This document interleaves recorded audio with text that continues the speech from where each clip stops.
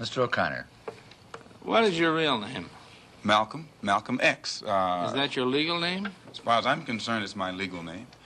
Have you been to court to establish that you are? I didn't have to go to court to be called Murphy or Jones or Smith. Excuse me for answering you this way. That's if all right. a Chinese person were to say his name was Patrick Murphy, you would look at him like he's insane, because Murphy is an Irish name, a European name, or the name that has a Caucasian or white background.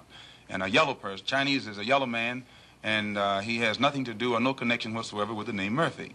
And if it doesn't look proper for a person who is yellow or Chinese to be walking around named Murphy or Jones or Johnson or Bunch or Powell, I think it would be just as improper for a black person or the so-called Negro in this country, as we're taught by the Honorable Elijah Muhammad to walk around with these names.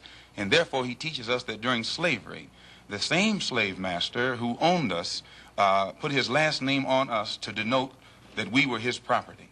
So that when you see a Negro today who's named Johnson, if you go back in his history, you'll find that he was once his grandfather, or one of his forefathers was owned by a white man who was named Johnson. If his name is Bunch, his grandfather was owned by a white man that was named Bunch. Would you mind telling me what your father's last name was? My father didn't know his last name. My father got his last name from his grandfather, and his grandfather got it from his grandfather, who got it from the slave master.